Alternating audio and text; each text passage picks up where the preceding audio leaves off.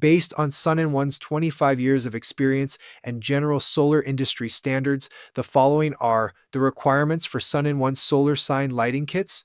A site evaluation focuses on three main areas: solar potential, sign specifications, and physical layout. Here are the highlights of what you need to evaluate at the site. 1. Solar production assessment. The most critical factor for a solar kit is ensuring the battery can recharge daily. Sunlight window. Verify that the intended solar panel location has zero shade between 9 a.m. and 3 p.m. Even partial shade from a single branch can significantly drop energy production. Orientation. Confirm the panel can face solar south. Google Earth's zoom-in view is from solar south. Solar zone. Identify your geographic solar zone 1 through 5, which is your peak sun hours.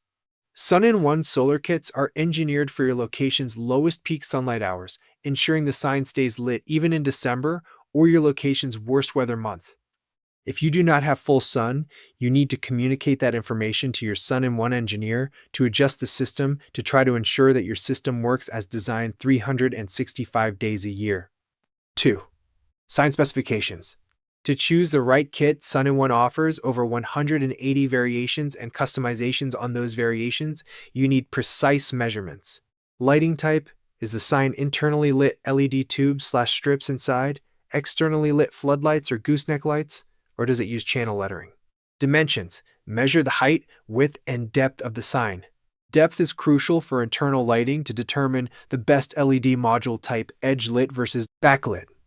Single versus double-sided. This determines if you need one or two sets of lights and affects the total wattage required.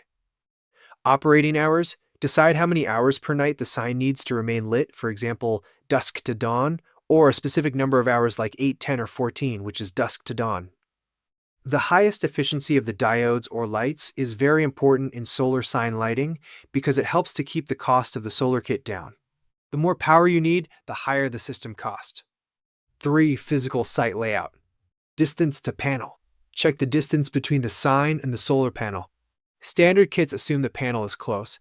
If the panel must be placed more than 15 feet away to avoid shade, you must notify the engineer, who will let you know the wire gauge you will need.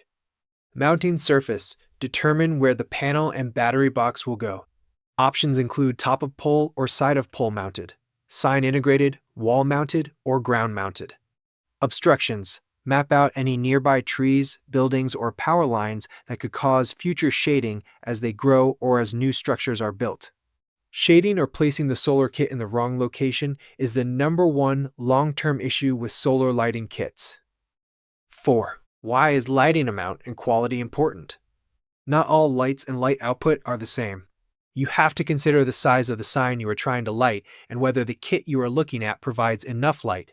Then there are other issues, such as the light's CRI color rendering index. The lower the CRI, the more it will wash out the sign. It may be lit, but if customers have a hard time reading it within the 2 to 3 seconds they have because of glare and poor color contrast, you are defeating the purpose of your sign.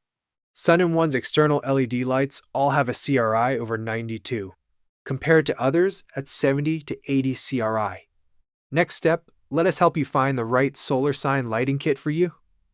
Would you like me to help you find a Suninone dealer? Call our office or fill out a form on our website at sun-in-one.com so we can assist with this evaluation.